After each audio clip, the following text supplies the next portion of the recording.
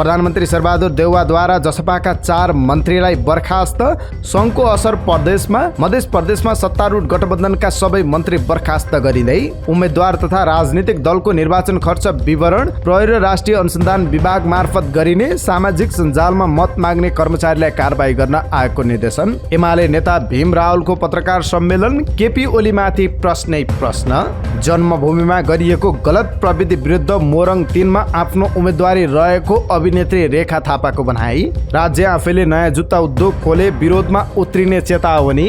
संयुक्त पहलबाट जलवायु परिवर्तनको असर कम गर्न विज्ञहरूको जोड।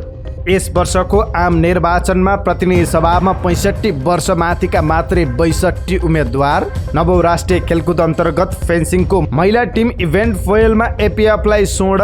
भलिबलमा गण्डकी प्रदेशको विजयी सुरुवात। हकीमा पनि गण्डकी प्रदेशको विजयी सुरुवात। अमेरिकामा गोली हानेर 2 जना प्रहरीको हत्या। युक्रेनलाई अत्याधुनिक हतियार उपलब्ध गराउने नेटोको निर्णय। र स्वास्थ्य सम्बन्धी जानकारीमा आज पाइल्स हुँदा के खाने के नखाने, बिरामीले विशेष ध्यान दिनुपर्ने कुराहरू के हुन्, यो सम्बन्धी जानकारी सहित देश विदेशका 30 महत्त्वपूर्ण खबर अपडेट लिएर आएका छौं। हाम्रो भिडियो सामग्री अन्तिमसम्म हेर्नुहोला।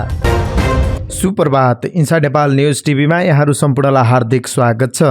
आज मिति 2079 साल असोज महिनाको 28 गते शुक्रबार, इस्वी सम्मत 2022 अक्टोबर 14 तारिक।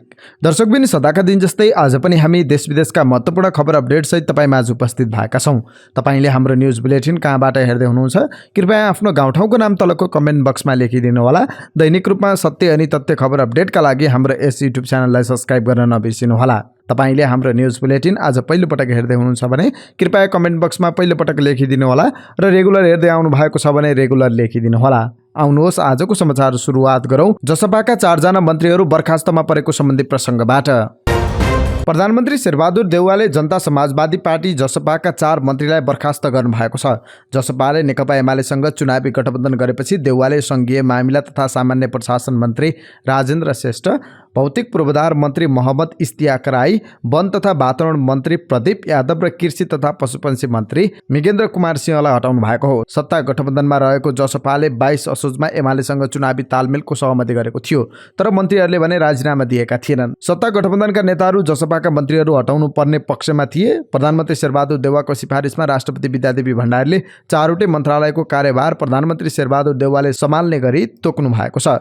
श्रेष्ठ सरकारमा पार्टीको नेतृत्व गर्दै असोज 2078 मा मन्त्री बन्नुभएको थियो भने इस्तियाक, प्रदीप र मिगेन्द्र कुमार 20 असोजमा मात्र मन्त्री बन्नुभएको थियो।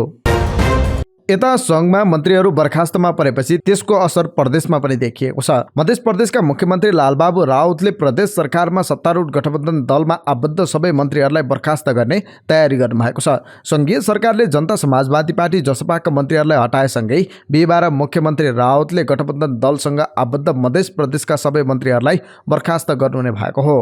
मध्य प्रदेशमा अहिले जसपा, नेपाली कांग्रेस, नेकपा माओवादी केन्द्र र नेकपा एकीकृत समाजवादी पार्टीको संयुक्त सरकार रहेको थियो। प्रदेशमा कांग्रेसको तर्फबाट 3 मन्त्रीहरू भौतिक पूर्वाधार तथा यातायात मन्त्री राम सरोज यादव, खानेपानी तथा ऊर्जा मन्त्री ओम प्रकाश शर्मा र महिला बालबालिका तथा खेलकुद मन्त्री वीरेन्द्र सिंह र माओवादी केन्द्रको तर्फबाट गृह तथा सञ्चार मन्त्री भरत प्रसाद शाह र गृह तथा सञ्चार राज्य मन्त्री रुबी कर्ण रहनु भएको थियो। त्यसैगरी एकीकृत समाजवादीको तर्फबाट मन्त्री बन्नुभएका उद्योग, वन, पर्यटन तथा वातावरण मन्त्री शत्रुघ्न महतो र प्रदेश सभा तथा कानून मन्त्री प्रमोद यादवलाई बर्खास्त गर्ने तयारी गरिएको मुख्यमन्त्रीका प्रेस सल्लाहकारले जानकारी दिनुभएको छ।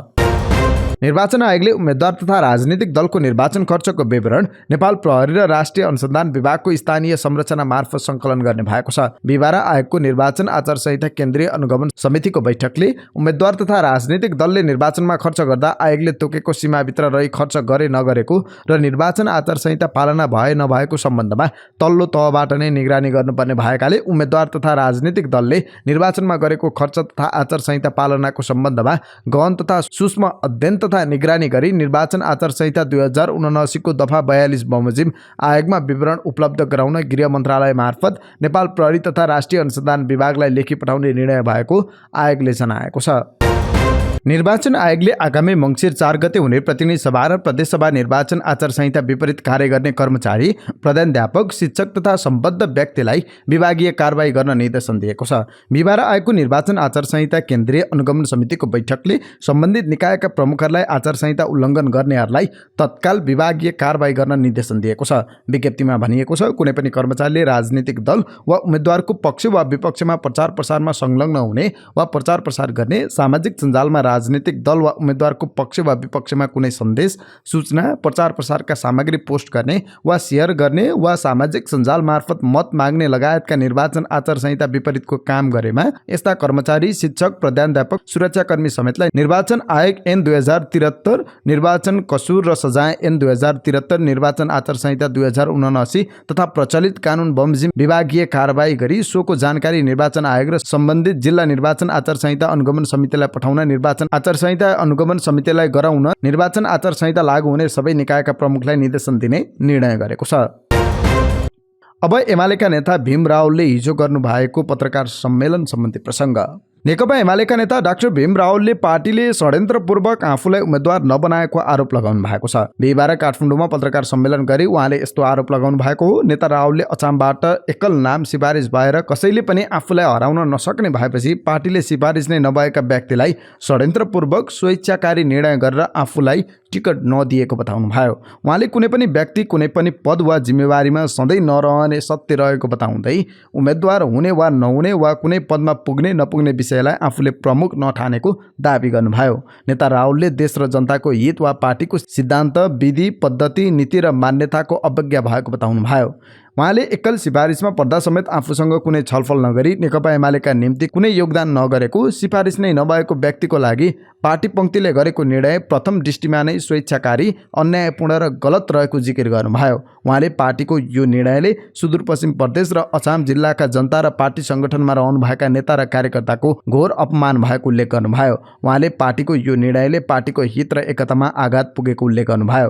उहाँले आम निर्वाचनको चर्चा हुन थालेपछि चुनाव नलड्ने भन्दै सुनियोजित प्रचार गरिएको बताउनु भयो। उहाँले भन्नुभयो, उम्मेद्वार हुने वा नहुने वा कुनै पदमा पुग्ने नपुग्ने विषयलाई मैले प्रमुख ठानेको छैन। कुनै पनि व्यक्ति कुनै पनि पद वा जिम्मेवारीमा सधैँ रहने सत्य होइन। विषय देश र जनताको हित वा पार्टीको सिद्धान्त, विधि, पद्धति, नीति र मान्यताको अनुसरण भयो कि अवज्ञा भयो भन्ने हो। यथार्थ मेरो उम्मेदवारी बारे उक्त प्रकारले गरिएको विधिवत सिफारिस बारे मसँग कुनै परामर्श नगरी, नसोधी, नेकपा एमालेका निम्ति कुनै योगदान नगरेको, सिफारिस नै नभएको व्यक्तिको नाम पार्टी अध्यक्ष केपी शर्मा ओली लगायतले गरेको निर्णय प्रथम दृष्टिमा नै स्वेच्छाकारी, अन्यायपूर्ण र गलत छ। उहाँले थप भन्नुभयो, यस्तो निर्णयले सुदूरपश्चिम प्रदेश र अछाम जिल्लाका जनता तथा पार्टी सङ्गठनमा रहनुभएका नेता र कार्यकर्ताको घोर अपमान भएको छ। त्यस्तै नेता रावलले युनिफिकेसन चर्चसँग आबद्ध होली वाइन भनेर चिनिएका एकनाथ ढकालको समानुपातिक प्रणाली मार्फत प्रतिनिधि सभा सदस्य सुनिश्चित गर्ने, निरङ्कुश व्यवस्थामा नेकपा एमाले नेता र कार्यकर्ताप्रति प्रताडित गर्ने व्यक्तिलाई हेटौडामा उम्मेद्वार बनाउने, आफैले प्रतिक्रियावादी भनेको राप्रपा र अध्यक्ष केपी शर्मा ओली र माधव कुमार नेपालको राजविराजमा हत्यासम्म गर्ने दुष्प्रयासका साथै संविधान दिवसलाई कालो दिवसको रूपमा र एमालेलाई नस्लवादी पार्टी भन्ने जसपासँग चुनावी साँठगाँठ गर्ने, लोसपाका मानिसहरूलाई बिहान पार्टी प्रवेश गराई दिउँसो उम्मेद्वार बनाउने, धन र सत्ताको अनेकौं कर्म र कुकर्म गरेकाहरूलाई धमाधम उम्मेद्वार बनाउने कार्य पार्टीको कुन सिद्धान्त, विधि र अनुशासनभित्र पर्छ? उहाँले प्रश्न गर्नुभयो। नयाँलाई अवसर दिने कुरा पार्टी अध्यक्ष र निकटहरूको हकमा लागू हुन नसकेको आरोप लगाउनु भयो। नेता रावलले अध्यक्ष ओलीप्रति कटाक्ष गर्दै बहुमतको सरकार हुँदा आधा समय बालकोट र अस्पतालमा समय बिताउनेले टिकट पाउने तर देश र जनताको हितका लागि आवाज उठाउने व्यक्तिलाई टिकट नदिएको प्रति आक्रोश व्यक्त गर्नुभयो। निर्वाचन आयोगले प्रत्यक्षतर्फको मतपत्र छपाई प्रक्रिया हिजोबाट सुरु गरेको छ। बिहिबार सञ्चार माध्यमहरूसँगको कुराकानीमा आयोगले यस्तो बताएको हो। निर्वाचन आयुक्त रामप्रसाद भण्डारीले आयोगले प्रत्यक्षतर्फको मतपत्र छपाई प्रक्रिया हिजोबाट सुरु गरेको जानकारी दिनुभयो। उहाँले समानुपातिक तर्फको मतपत्र छपाई कार्यक्रम जारी रहेको र प्रत्यक्षतर्फको मतपत्र छपाई हिजोबाट सुरु भएको बताउनुभयो। उहाँले भन्नुभयो, मतपत्र छपाई गर्ने कार्य निरन्तर जारी छ। हिजोबाट प्रत्यक्षतर्फको मतपत्र छपाई प्रक्रिया सुरु भएको छ। अभिनेत्री एवं राष्ट्रिय प्रजातन्त्र पार्टीकी नेत्री रेखा थापाले आफू जन्मिएको ठाउँमा देखिएको गलत प्रवृत्तिको अन्त्य गर्न उम्मेदवारी दिएको बताउनु भएको छ। मोरङ क्षेत्र नम्बर 3बाट प्रतिनिधि सभाकी उम्मेद्वार बन्नुभएकी रेखाले बिहिबार सुन्दर हरैचा नगरपालिका 11 का मतदातासँगको भेटमा यस्तो बताउनु भएको हो। समानुपातिकबाट सजिलै सांसद बन्ने अवस्था भए पनि आफू जन्मेको निर्वाचन क्षेत्रमा देखिएका गलत प्रवृत्तिको अन्त्य गर्न आफूले प्रतिनिधि सभा सदस्यमा प्रत्यक्षतर्फ उम्मेदवारी दिएको उहाँको भनाइ थियो। मेरो दायित्व यहाँको माटोसँग छ, यो क्षेत्रसँग छ। समानुपातिक भन्ने छँदै थियो। म यसरी भेला नभइकन पनि तपाईहरुसँग नभेटिकन पनि माननीय बन्ने मेरो उद्देश्य थियो भने म त्यहीँ बसेर बन्न सक्थेँ। रेखाले भन्नुभयो, मलाई तपाईसँग भेट्नु थियो, तपाईहरुसँग मलाई कुरा गर्नु थियो। मलाई यो क्षेत्रको माटो र यो क्षेत्रका हरेक घर परिवार आफन्त लाग्छ। मैले यहाँको रक्षा गर्नुपर्छ र गलत प्रवृत्तिको अन्त्य गर्नुपर्छ भनेर म यहाँ आएकी छु। उहाँले महिलाहरू नेतृत्वमा पुगे मुलुकको भ्रष्टाचार आफै समाप्त हुने समेत दाबी गर्नुभयो। मोरङ 3 मा सत्ता गठबन्धनबाट नेपाली कांग्रेसका सुनिल शर्मा र नेकपा एमालेका भानुभक्त ढकाल चुनावी प्रतिस्पर्धामा हुनुहुन्छ। फुटवेयर म्यानुफ्याक्चरर्स एसोसिएसन अफ नेपालका अध्यक्ष नानीराज घिमिरेले राज्य आफैले नयाँ जुत्ता उद्योग खोल्न नहुने बताउनु भएको छ। बिहिबार जुत्ता उत्पादक सङ्घ नेपालले काठमाडौँमा आयोजना गरेको पत्रकार सम्मेलनमा बोल्दै अध्यक्ष घिमिरेले राज्यले भएका साना तथा घरेलु उद्योगहरूलाई संरक्षण र सम्वर्धन गर्नुपर्ने अवस्थामा आफै नयाँ उद्योग खोल्न राम्रो नहुने बताउनु भएको छ। उहाँले सरकारले आफै नयाँ उद्योग खोले भएका निजी जुत्ता चप्पल उद्योगहरू बन्द गरेर बस्नुपर्ने बताउनु भयो। घिमिरेले सरकारले भएका उद्योगहरूलाई नीतिगत रूपमा संरक्षण गर्ने भएकाले कुनै पनि देशमा सरकार आफैले उद्योग र व्यवसायहरूमा लाग्ने गरेको नदेखिएको बताउनु भयो। उहाँले वर्तमान अवस्थामा निजी नेपाली जुत्ता चप्पल उद्योगसँग वार्षिक 16 करोड जुत्ता उत्पादन गर्ने क्षमता रहेको बताउनु भयो। उहाँले सरकारको नीतिगत व्यवस्था र अन्य कारणले नेपाली निजी जुत्ता उद्योगले 35% भन्दा बढी सञ्चालन हुन नसकेको गुनासो समेत गर्नुभयो। घिमिरेले भएका उद्योग पूर्ण क्षमतामा चल्न नसकेको अवस्थामा राज्य आफैले नयाँ उद्योग खोल्नु निजी उद्योगहरूका लागि राम्रो नहुने बताउनु भयो। उहाँले सरकारले भएका उद्योगहरूको संरक्षण गर्नुपर्ने अवस्थामा आफै उद्योग व्यवसायमा लागे जुत्ता उत्पादक सङ्घ नेपालले विरोध गर्ने समेत चेतावनी दिनुभयो।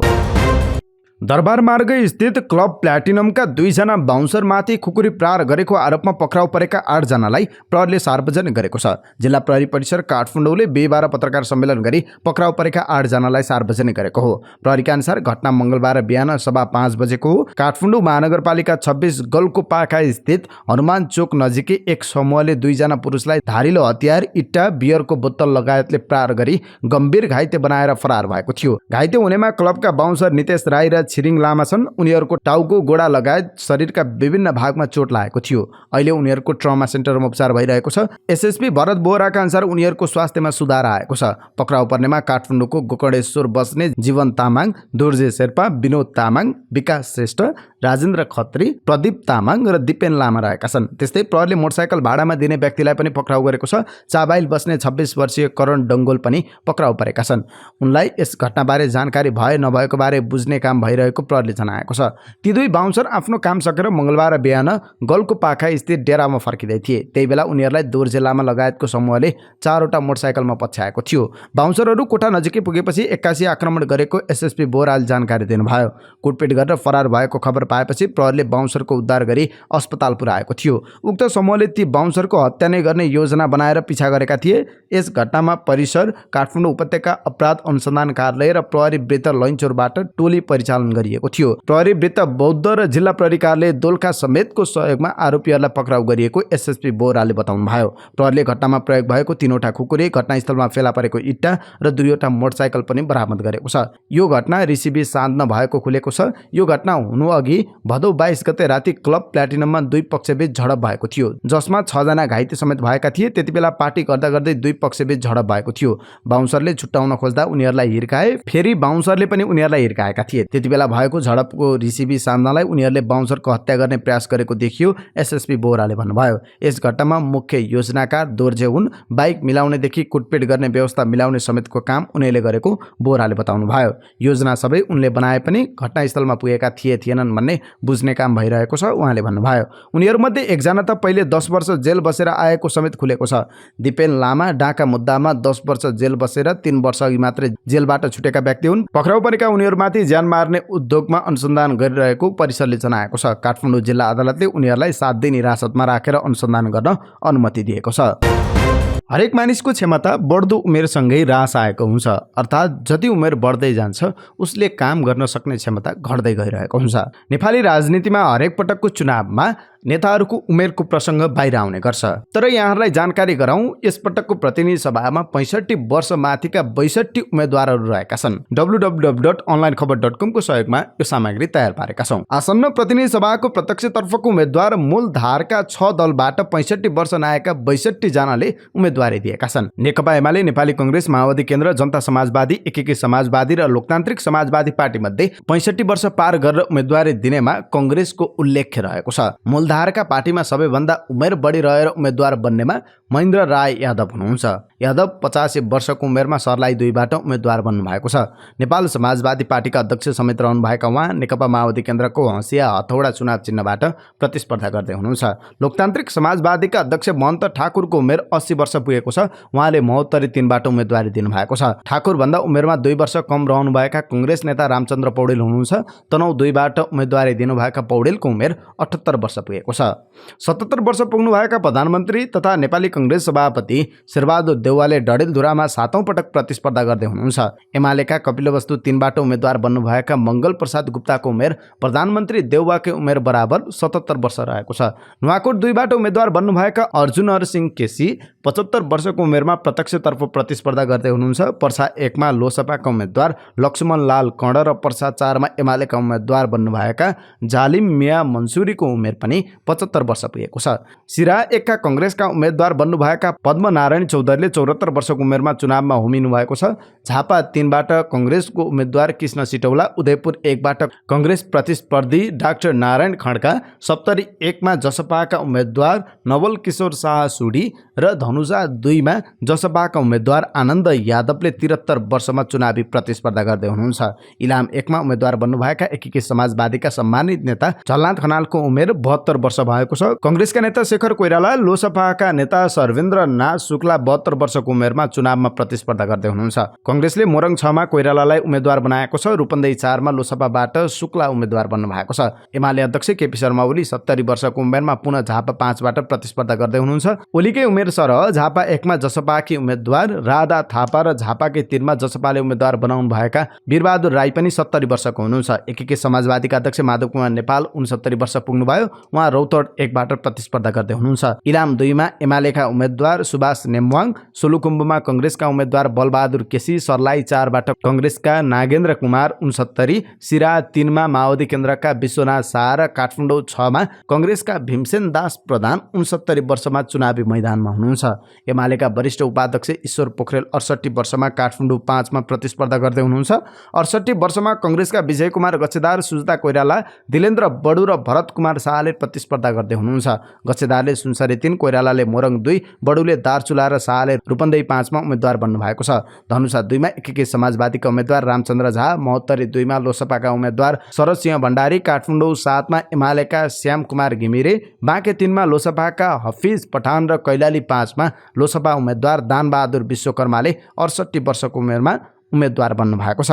त्यस्तै राप्रपा नेपालका अध्यक्ष कमल थापा 67 वर्ष पुग्नु भएको छ। मकवानपुर 1बाट एमालेको समर्थनमा उहाँ उम्मेदवार बन्नुभएको छ। एकीकृत समाजवादीले पाल्पा 2मा उम्मेदवार बनाउनु भएका सोमप्रसाद पाण्डे र सोही दलबाट ललितपुर 2मा उम्मेदवार बन्नुभएका कृष्णलाल महर्जनको उमेर 67 वर्ष पुगेको छ। जसपाले खोटाङमा उम्मेदवार बनाउनु भएका कृष्ण कुमार राईले 67 वर्षको उमेरमा चुनावी मैदानमा हुनुहुन्छ। झापा 2मा एमालेका देवराज घिमिरे, मनाङमा कांग्रेसका टेकबहादुर गुरुङ, नवलपरासी 1मा विनोद चौधरी र सुनसरी 2बाट कांग्रेसका उम्मेदवारले 67 वर्षमा प्रत्यक्ष चुनाव लड्दै हुनुहुन्छ। 66 वर्षको उमेरमा माओवादी केन्द्र अध्यक्ष पुष्पकमल दाहाल प्रचण्ड गोर्खा 2बाट प्रतिस्पर्धा गर्दै हुनुहुन्छ। कांग्रेसका उपसभापति पूर्णबहादुर खड्का, नेता प्रकाशमान सिंहले पनि 66 वर्षमा प्रत्यक्षतर्फको उम्मेदवार बन्नुभएको छ। यो सँगै यो पटकको प्रतिनिधि सभा चुनावमा पनि युवाहरूको उपस्थिति त्यस्तो सुखद देखिँदैन। हरेक पटक युवाहरूलाई अवसर दिने भनिए पनि राजनीतिक दलहरूले आफ्नो परान भइन्जेलसम्म उम्मेदवारी दिने चलनले युवाहरूले आफ्नो पालो पाउन नै मुस्किल परेको छ। नाबालिग बलात्कार आरोपमा पक्राउ परेका क्रिकेटर सन्दीप लामिछानेलाई थप 5 दिन हिरासतमा राख्न जिल्ला अदालत काठमाडौँले अनुमति दिएको छ।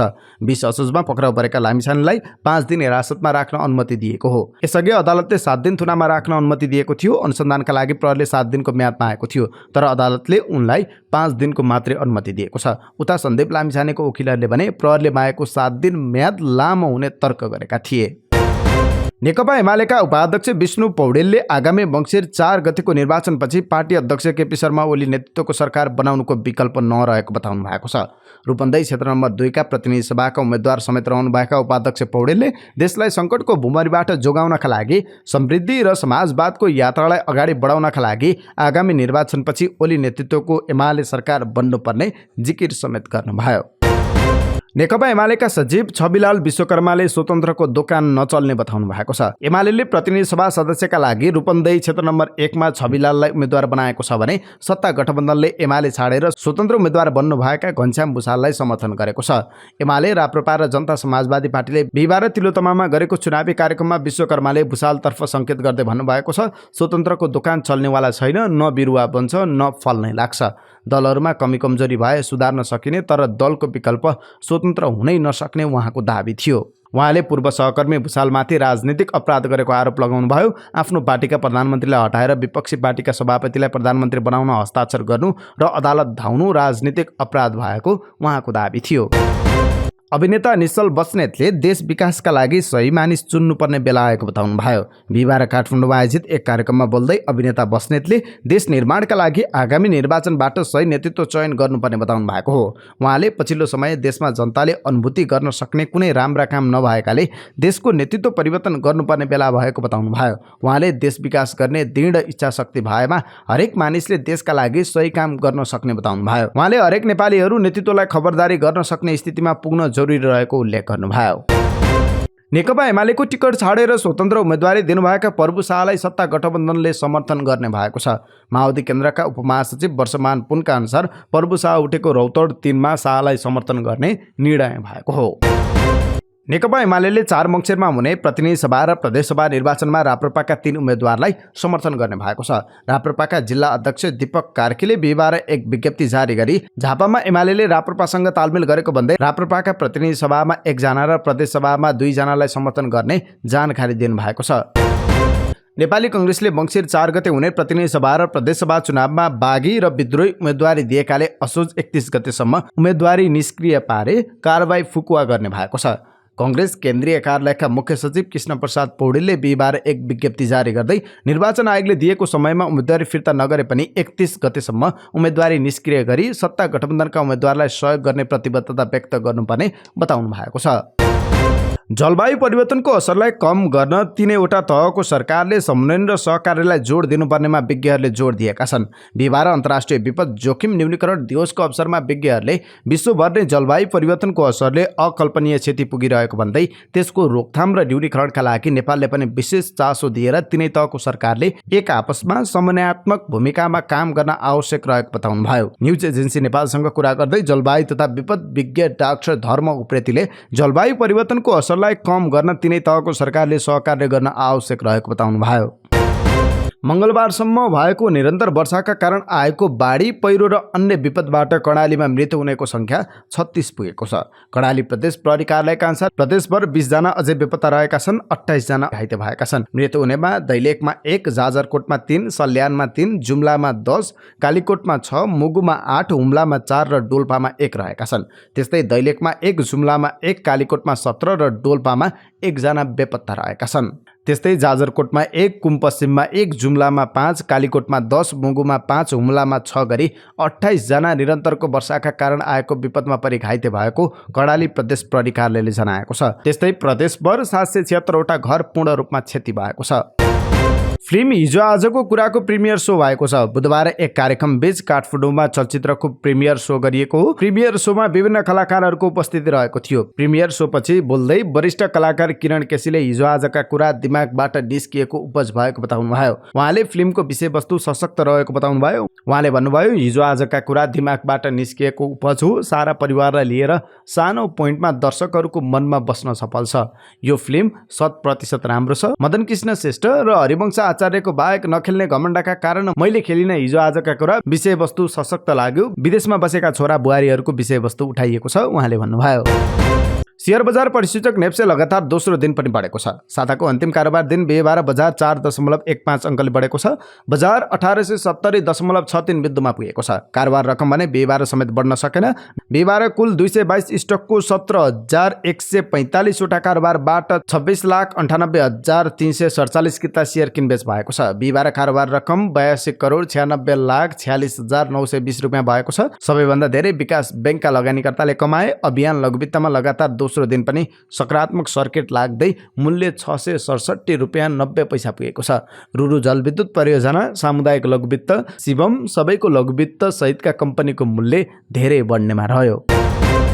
असोजमा निक्षेपको ब्याज दर बढाएका ब्याङ्करले कार्तिकमा भने नबढाउने भएका छन्। ब्याज दर नबढाएकै भरमा निक्षेप नथपिने र अहिले बढाएको ब्याज दरले बढेको लागत आउँदो माघदेखि मात्र ब्याज दरमा जोड्न पाइने भएकाले कार्तिकमा ब्याज दर स्थिर राख्ने निष्कर्षमा ब्याङ्कहरू पुगेका हुन्। कार्तिक महिनामा निक्षेपको ब्याज दर स्थिर राख्ने निर्णय भएको छ। स्रोतले भन्यो सोही निर्णय अनुसार कार्तिकका लागि पनि ब्याङ्करले असोजकै ब्याज दर प्रकाशित गरेका छन्। ब्याज दर घटाउने सम्बन्धमा सुझाव दिन गठित समितिबाट पनि कुनै स्पष्ट निर्देशन नआएको, एक महिना अघि असोजमा मात्र ब्याज दर बढाएको लगायतका कारण कार्तिकमा निक्षेपको ब्याज दर स्थिर रहने एक ब्याङ्करले बताएका छन्। उक्त निर्णय अनुसार अब ब्याङ्करले कार्तिकका लागि पनि व्यक्तिगत मुद्दती निक्षेपमा व्यक्तिगत 12.133% ब्याज दर प्रकाशित गर्नेछन्। यो हालकै असोज महिना बराबर हो, जस अनुसार संस्थागत मुद्दती निक्षेपको अधिकतम ब्याज दर 10.13% कायम हुनेछ। व्यक्तिगत मुद्दतीमा 12.133% ब्याज दिने ब्याङ्कले बचतमा कम्तीमा पनि 7.133% ब्याज दिनुपर्नेछ। अब केही खेल प्रसङ्ग। नवौं राष्ट्रिय खेलकुद प्रतियोगिता अन्तर्गत बिहीबार फेन्सिङको महिला टिम फोइलमा सशस्त्र प्रहरी बल एफबीएफले स्वर्ण पदक जितेको छ। एफबीएफले बागमतीलाई 45-36 अङ्कले पछि पार्दै स्वर्ण पदक जितेको हो। फेन्सिङमा एफबीएफको यो दोस्रो स्वर्ण पदक हो। पोखरा रङ्गशाला स्थित ब्याडमिन्टन कोर्टमा भएको फाइनल प्रतिस्पर्धामा बागमतीले रजत पदक प्राप्त गर्दा गण्डकी प्रदेश र आर्मीले काँस्य पदमा चित्त बुझाए। पोखरामा भइरहेको नवौं राष्ट्रिय खेलकुद प्रतियोगिताको महिला हकीमा घरेलु टोली गण्डकी प्रदेशले विजयी सुरुवात गरेको छ। गण्डकी बोर्डिङ स्कुल लामाचौर पोखराको मैदानमा बिहीबारदेखि भएको प्रतियोगिताको उद्घाटन खेलमा गण्डकी प्रदेशले प्रदेश 1 लाई 7-0 अन्तरले हराएको हो। गण्डकीका तर्फबाट सोनु बरालले 13औं मिनेटमा खाता खोलेकी थिइन्। त्यसको 2 मिनेटपछि नै सबिना पुन राणाले गोल गर्दै अग्रता दोब्बर पारेकी थिइन्। गण्डकीले दोस्रो हाफमा थप आक्रामक खेल्दै 2 गोल थप्यो। खेलको 17औं र 26औं मिनेटमा कमला पुनले गोल गर्दै गण्डकीका लागि स्कोर बढाइन्। यस्तै खेलको तेस्रो क्वार्टरमा गण्डकीले थप 2 स्कोर बढायो। खेलको 38औं मिनेटमा सोनु बरालले पुनः गोल गरिन् भने कमलाले 42औं मिनेटमा खेलमा व्यक्तिगत तेस्रो गोल गरिन्। अन्तिम क्वार्टरमा गण्डकीको तर्फबाट दीप्सिका पौडेलले 55औं मिनेटमा गोल थपिन्। नवौं राष्ट्रिय खेलकुद अन्तर्गत महिला क्रिकेट प्रतियोगितामा बिहीबार भएको दोस्रो खेलमा मध्य प्रदेश विजयी भएको छ। मधेसले सुदूरपश्चिम प्रदेशलाई 15 रनले हराएको हो। जितका लागि 92 रनको लक्ष्य पछाएको सुदूरपश्चिम प्रदेशले 20 ओभरमा 8 विकेट गुमाएर 76 रन मात्र बनाउन सक्यो। सुदूरपश्चिमका लागि ओपनर ऋतु कैनेजियाले सर्वाधिक 27 रन बनाए पनि टिमलाई जिताउन सकिनेन्। ओपनर बिन्दु रावल 2 रनमा बोल्ड आउट भएपछि सुदूरपश्चिमका अन्य खेलाडीले रनका लागि मेहनत गर्नु परेको थियो। यसअघि टस जितेर पहिला ब्याटिङ गरेको मध्य प्रदेशले निर्धारित 20 ओभरमा 9 विकेट गुमाउँदै 91 रन बनाएको थियो। मधेसका लागि ओपनर साना प्रवीणले 49 बलमा 3 चौकाको मद्दतमा सर्वाधिक 35 रन बनाएकी थिइन्। अब के अन्तर्राष्ट्रिय प्रसङ्ग। अमेरिकामा गोली हानेर 2 जना प्रहरी अधिकारीको हत्या भएको छ। द न्युयोर्क टाइमका अनुसार स्थानीय समयअनुसार बुधबार राति ब्रेस्टोल भन्ने ठाउँमा ती 2 प्रहरीमाथि गोली हानिएको थियो। गोली लागेर घाइते भएका अर्का प्रहरीको अवस्था गम्भीर रहेको कनेक्टिकट स्टेट पुलिसले जनाएको छ। गोली कसले किन चलाएको हो भन्ने बारे खुलिसकेको छैन। घटनाको विस्तृत विवरण आज सार्वजनिक गर्ने जनाइएको छ। प्रत्यक्षदर्शीहरूले घटनास्थलमा थुप्रै पटक गोली चलेको आवाज सुनेको बताएका छन्। उत्तर कोरियाले 2 लामो दूरीको रणनीतिक क्रुज मिसाइलको सफल परीक्षण गरेको छ। यी दुवै मिसाइल परमाणु हमला गर्न पनि सक्षम रहेको दावी गरिएको छ। मिडिया रिपोर्टका अनुसार दुवै मिसाइलको बुधबार परीक्षण गरिएको थियो। सो क्रममा उत्तर कोरियाका सर्वोच्च नेता किम जोङ उन पनि उपस्थित थिए। मिडिया रिपोर्टका अनुसार क्रुज मिसाइलले समुद्रमा 2000 किलोमिटरसम्मको दूरी पार गरेपछि आफ्नो अनुमानित लक्ष्यमा प्रहार गरेको थियो। यद्यपि मिसाइलले के निशाना बनाएको थियो भन्ने खुलाइएको छैन। नर्थ एटलान्टिक सन्धि संगठन नेटोमा आबद्ध केही राष्ट्रले युक्रेनका लागि अत्याधुनिक हात हतियार उपलब्ध गराउने घोषणा गरेका छन्। क्यानाडा, फ्रान्स र नेदरल्यान्डले युक्रेनलाई तत्काल अत्याधुनिक हतियार र मिसाइल र राडार उपलब्ध गराउने निर्णय गरेका छन्। रुसले हालैका दिनमा युक्रेनको राजधानी किभ लगायतका सहरहरूमा गरेको मिसाइल आक्रमणपछि नेटोमा आबद्ध ती राष्ट्रहरूले युक्रेनलाई सहयोग गर्ने घोषणा गरेका हुन्। बेल्जियमको ब्रसेल्समा भेला भएका नेटो राष्ट्रका प्रतिनिधिहरूले रुसको रवैयाप्रति खेद प्रकट गर्दै आगामी दिनमा युक्रेनलाई साथ दिने प्रतिबद्धता व्यक्त गरेका छन्। बैठकलाई सम्बोधन गर्दै अमेरिकी रक्षा मन्त्री लर्ड अस्टिनले अमेरिका सधैँ युक्रेनको साथमा रहने भन्दै अन्तिममा युक्रेनकै जित हुने दावी गरेका छन्। अमेरिकाले यसअघि नै सैन्य सामग्री उपलब्ध गराउने घोषणा गरिसकेको छ भने जर्मनीले युक्रेनका लागि उच्च प्रविधियुक्त प्रणाली उपलब्ध गराइसकेको छ। युक्रेनका राष्ट्रपति भ्लोदिमिर जेलेन्स्कीले नेटोको निर्णयलाई ऐतिहासिक भनेका छन्। अब आजका लागि स्वास्थ्य सम्बन्धी जानकारी। स्वास्थ्य सम्बन्धी जानकारीमा आज हामीले पाइल्स हुँदा के खाने के नखाने यो सम्बन्धी जानकारी लिएर आएका छौँ। सामान्य भाषामा पाइल्स भनेको त्यस्तो रोग हो जुन मलद्वारसँग सम्बन्धित छ, जसमा गुद्वारको बाहिरी र भित्री भागमा मुसा जस्तो मासु पलाउने गर्दछ। मानिसहरूको विभिन्न जीवनशैलीसँगै खानपानले गर्दा थुप्रैलाई धेरै प्रकारको रोग लाग्ने देखिन्छ, जसमध्ये पाइल्स रोग धेरै मानिसहरूको समस्या भएको छ। पाइल्स के कारण हुन्छ त? कब्जियत नै यसको मूल कारण हो। जब कब्जियत हुन्छ, दिशा गर्दा बल पर्छ, त्यही बलले गुद्वारभित्रका रक्त सिराहरूलाई तन्काइदिन्छ। यो क्रमशः फैलिँदै जान्छ र गिर्खा बन्न थाल्छ। त्यसैले यसबाट बच्नका लागि कब्जियतको समस्या आउन दिनु हुँदैन। अनियमित खानपान पनि यसको कारण हुन सक्छ, जस्तो कि भोक लागेको बेला नखाने, राति अबेर खाने, आवश्यकता भन्दा बढी खाने बानीले पनि कब्जियत पैदा गर्छ।